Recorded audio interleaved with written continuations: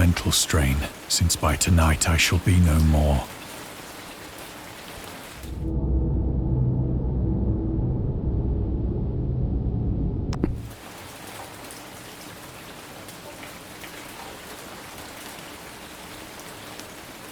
Penniless, and at the end of my supply of the drug which alone makes life endurable, I can bear the torture no longer, and shall cast myself from this garret window into the squalid street below. Do not think from my slavery to morphine that I am a weakling or a degenerate. When you have read these hastily scrawled pages, you may guess, though never fully realize, why it is that I must have forgetfulness or death.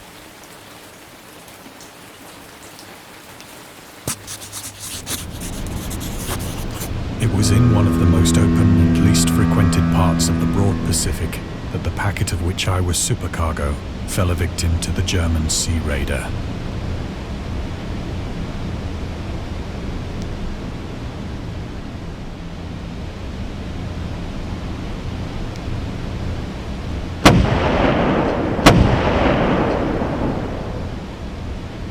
The Great War was then at its very beginning, and the ocean forces of the Hun had not completely sunk to their later degradation. So that our vessel was made a legitimate prize, whilst we of her crew were treated with all the fairness and consideration due us as naval prisoners.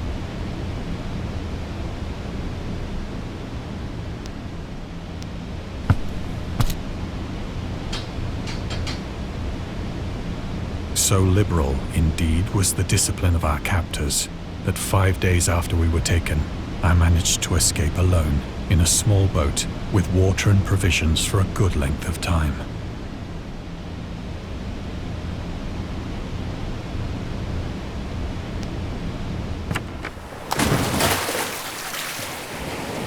When I finally found myself adrift and free, I had but little idea of my surroundings.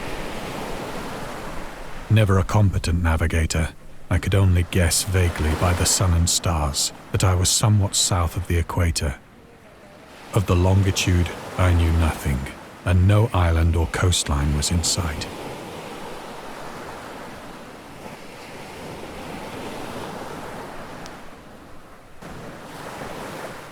The weather kept fair, and for uncounted days I drifted aimlessly beneath the scorching sun, waiting either for some passing ship or to be cast on the shores of some habitable land.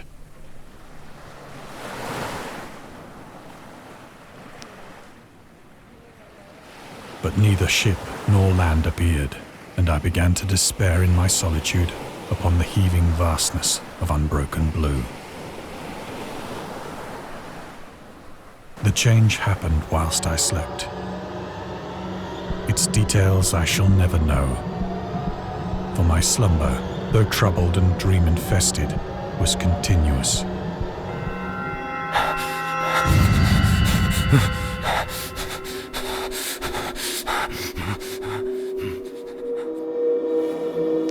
When at last I awoke, it was to discover myself half sucked into a slimy expanse of hellish black mire, which extended about me in monotonous undulations as far as I could see, and in which my boat lay grounded some distance away.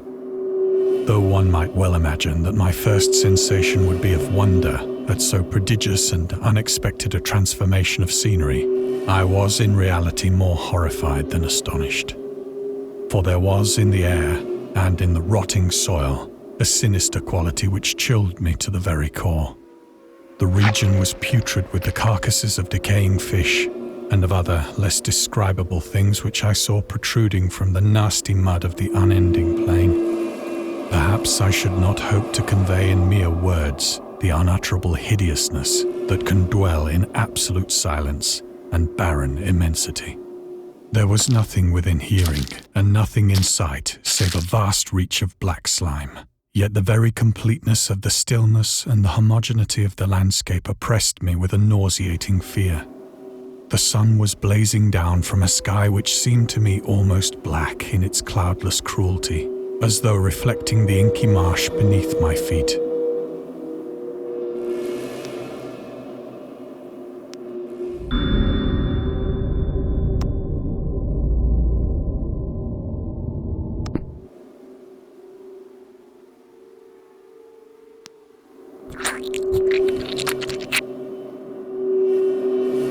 As I crawled into the stranded boat, I realized that only one theory could explain my position. Through some unprecedented volcanic upheaval, a portion of the ocean floor must have been thrown to the surface, exposing regions for which innumerable millions of years had lain hidden under unfathomable watery depths. So great was the extent of the new land which had risen beneath me that I could not detect the faintest noise of the surging ocean, straining my ears as I might. Nor were there any seafowl to prey upon the dead things.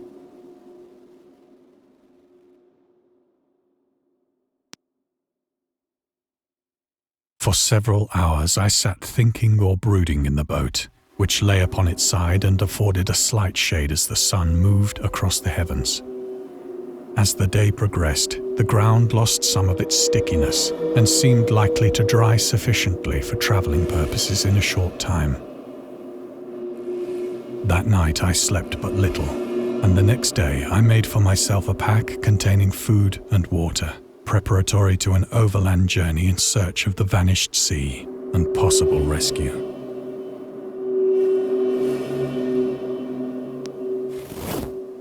On the third morning, I found the soil dry enough to walk upon with ease. The odor of the fish was maddening, but I was too much concerned with graver things to mind so slight an evil, and set out boldly for an unknown goal.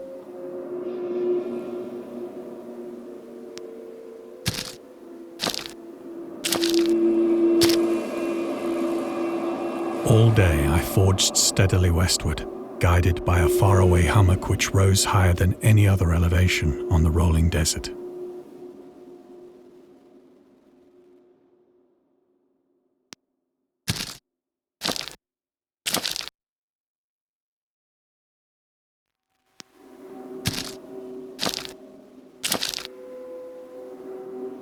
That night I encamped, and on the following day still travelled toward the hummock, though that object seemed scarcely nearer than when I had first espied it.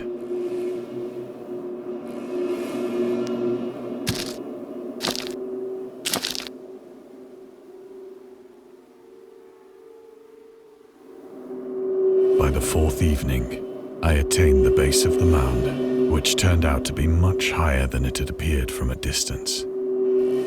An intervening valley setting it out in sharper relief from the general surface. Too weary to ascend, I slept in the shadow of the hill. I know not why my dreams were so wild that night. But ere the waning and fantastically gibbous moon had risen far above the eastern plain, I was awake in a cold perspiration, determined to sleep no more. Such visions as I had experienced were too much for me to endure again, and in the glow of the moon I saw how unwise I had been to travel by day. Without the glare of the parching sun, my journey would have cost me less energy. Indeed, I now felt quite able to perform the ascent which had deterred me at sunset. Picking up my pack, I started for the crest of the eminence.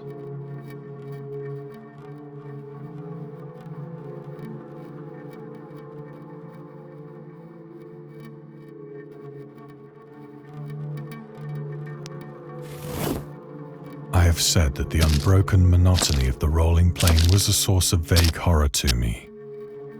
But I think my horror was greater when I gained the summit of the mound and looked down the other side into an immeasurable pit or canyon,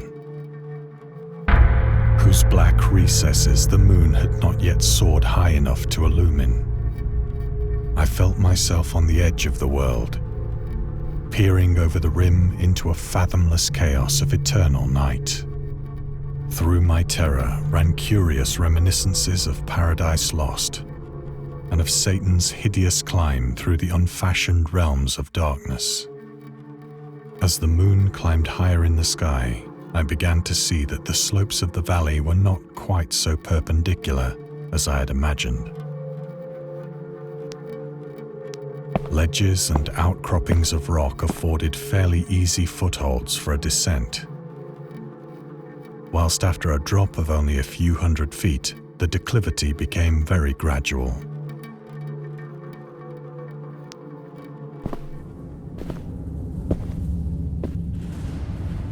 Urged on by an impulse which I cannot definitely analyze, I scrambled with difficulty down the rocks and stood on the gentler slope beneath, gazing into the Stygian deeps where no light had yet penetrated. All at once, my attention was captured by a vast and singular object on the opposite slope, which rose steeply about 100 yards ahead of me. An object that gleamed whitely in the newly bestowed rays of the ascending moon.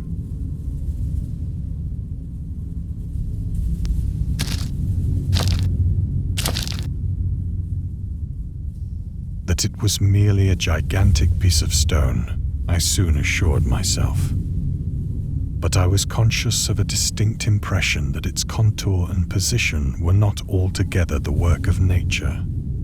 A closer scrutiny filled me with sensations I cannot express.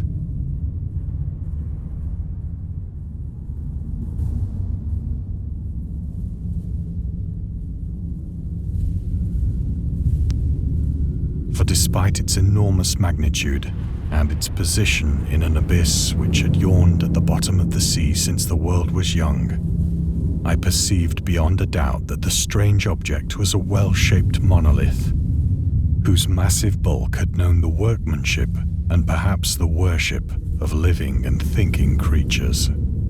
Dazed and frightened, yet not without a certain thrill of the scientist's or archaeologist's delight, I examined my surroundings more closely.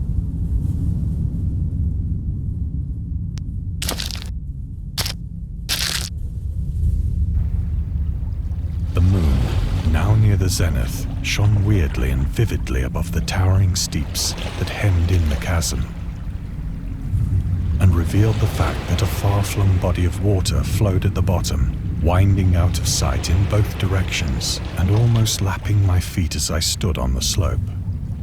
Across the chasm, the wavelets washed the base of the cyclopean monolith, on whose surface I could now trace both inscriptions and crude sculptures.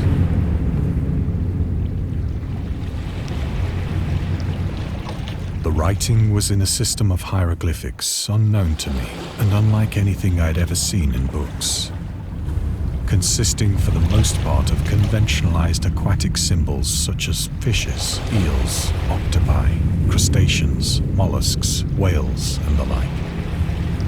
Several characters obviously represented marine things which are unknown to the modern world, but whose decomposing forms I had observed on the ocean-risen plain. It was the pictorial carving, however, that did most to hold me spellbound.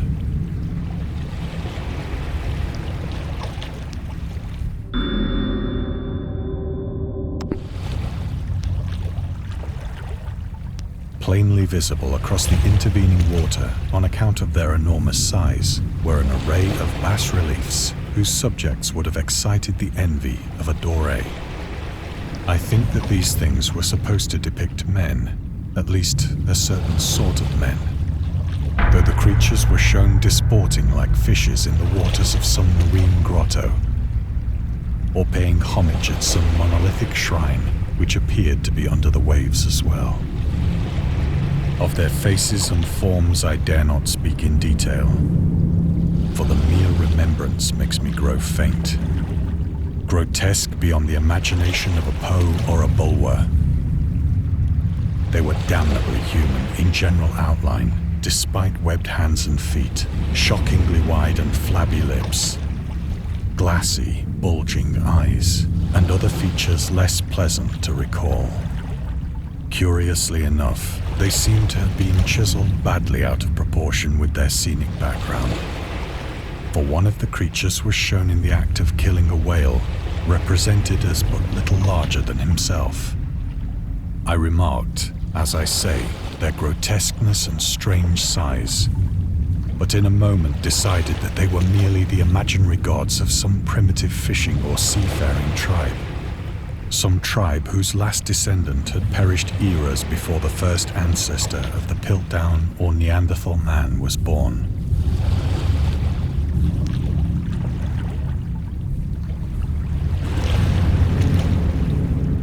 Awestruck at this unexpected glimpse into a past beyond the conception of the most daring anthropologist, I stood musing whilst the moon cast queer reflections on the silent channel before me.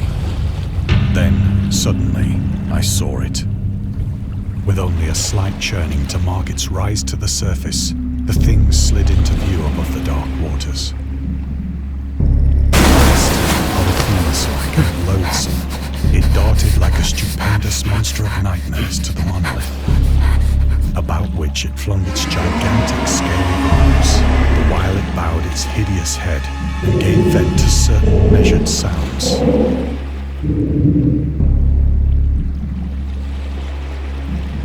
I think I went mad then. Of my frantic ascent of the sloping cliff and of my delirious journey back to the stranded boat, I remember little.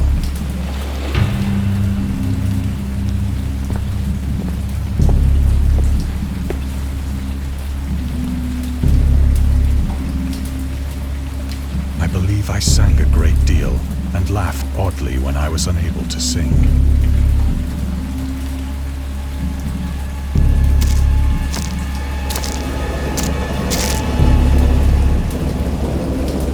Indistinct recollections of a great storm sometime after I reached the boat. At any rate, I know that I heard pearls of thunder and other tones which nature utters only in her wildest moods.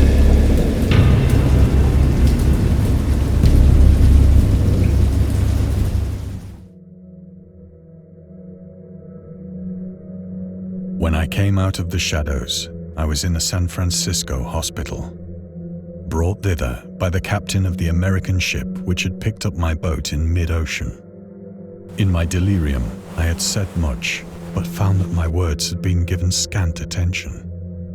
Of any land upheaval in the Pacific, my rescuers knew nothing. Nor did I deem it necessary to insist upon a thing which I knew they could not believe.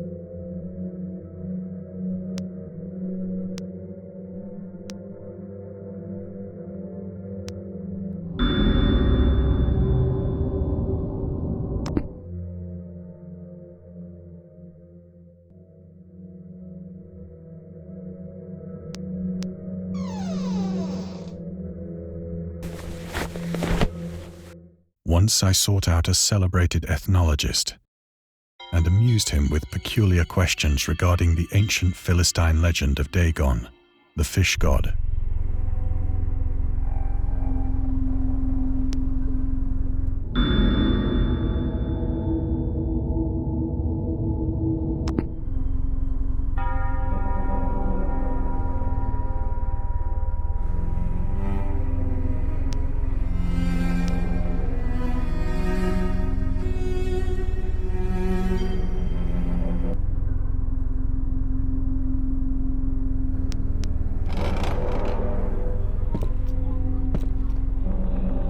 But soon perceiving that he was hopelessly conventional, I did not press my inquiries.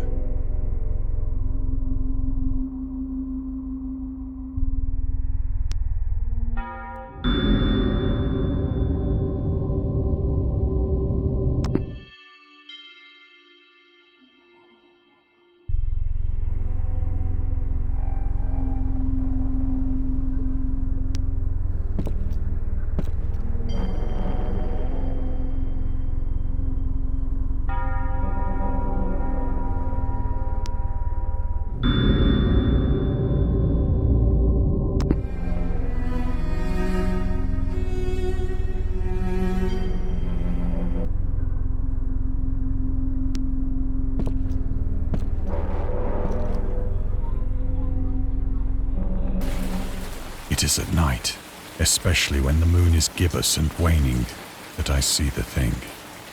I tried morphine, but the drug has given only transient surcease and has drawn me into its clutches as a hopeless slave. So now I am to end it all, having written a full account for the information or the contemptuous amusement of my fellow men.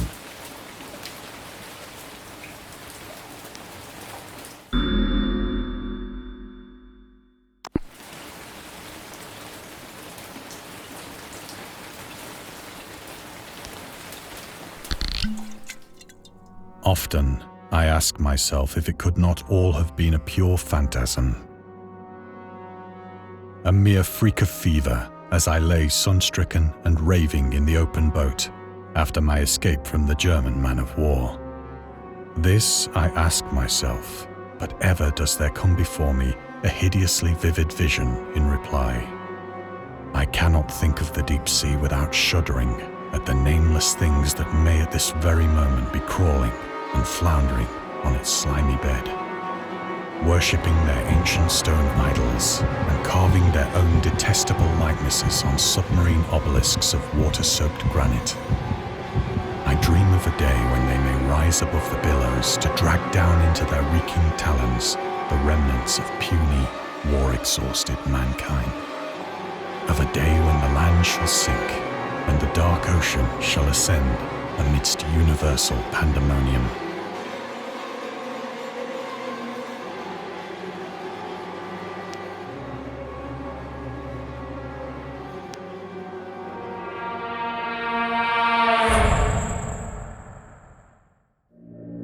The end is near. I hear a noise at the door, as of some immense slippery body lumbering against it.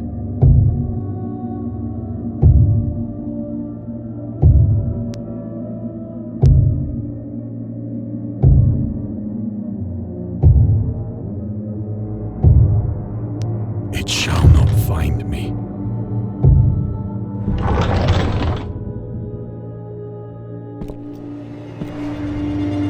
God, that hand!